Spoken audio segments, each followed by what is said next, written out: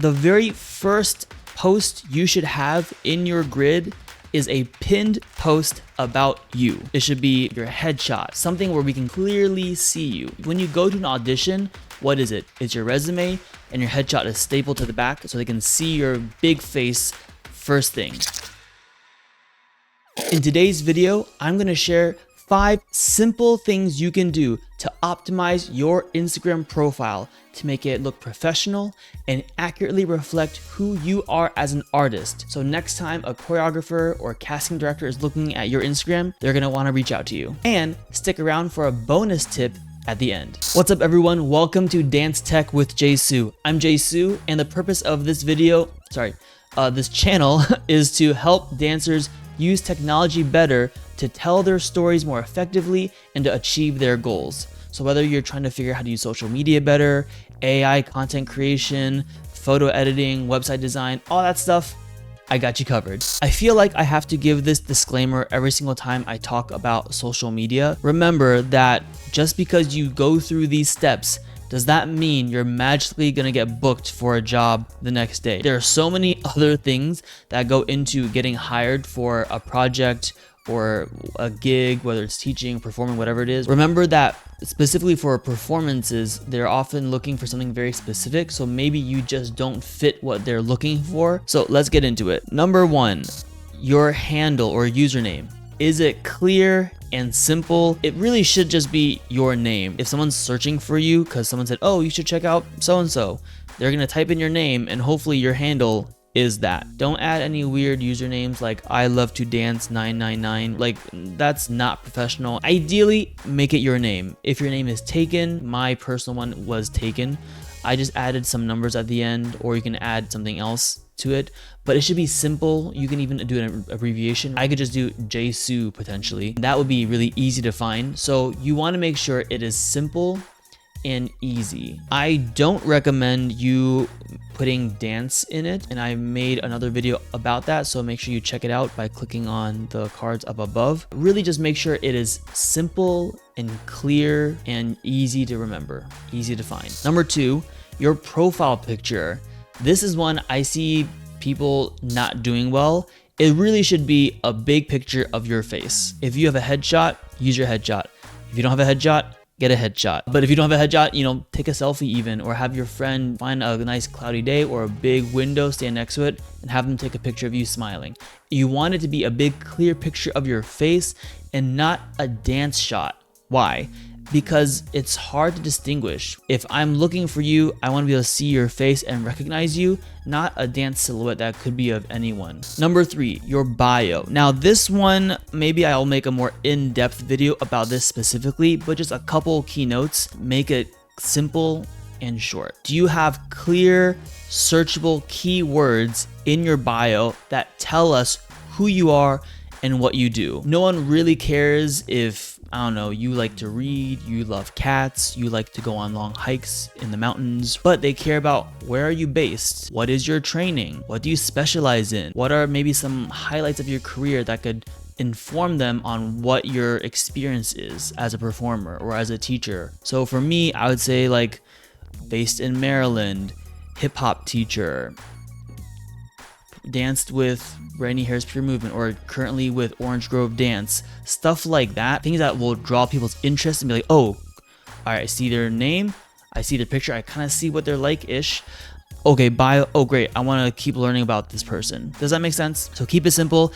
If you have an Instagram Threads account, I would say get rid of that. It's just taking up real estate. And honestly, if they click on it, it's taking them away from your profile, which you don't want. If you have a category, you can say artist. I don't know if you can say dancer, but like take that out. That doesn't really tell them more than what you're already gonna write in your bio. So why would you use up space for that? If you don't know how to do these things, let me know in the comments and I'll make a video on that specifically. Number 4, utilizing your links. Now, in the past, I would have said use something like Linktree because you can click on it and then it'll take you to a page where you can have multiple links. But nowadays, Instagram actually allows you multiple links. So I would just use that unless you have so many links that you can't fit them all in. They should be something that take you to a page, a video that tell us more about you. That could be your website. Pro tip, if you have a website, I would recommend maybe instead of your home page, link it to like your bio page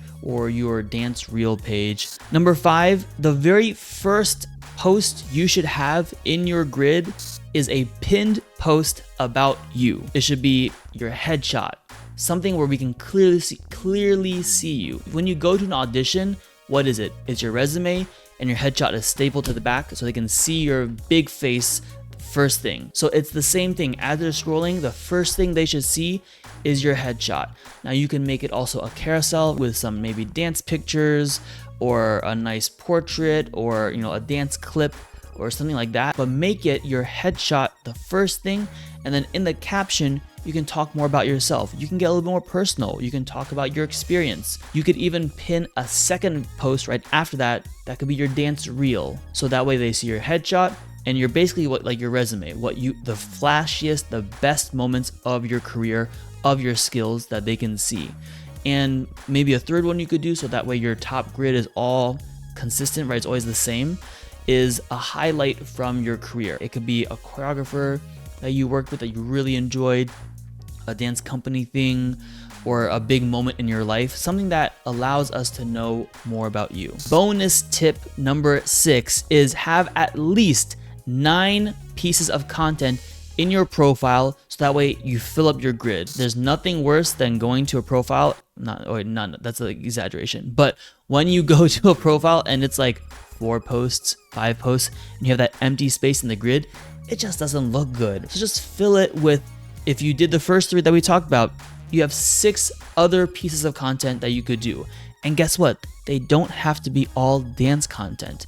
I am gonna make a separate video just about this and what kind of content you should make, but have a couple improv videos or performance videos, dance pictures, a picture of you doing some other hobby so people get to know you better, a family picture, a picture of you with your pet. Like there are so many things you could do.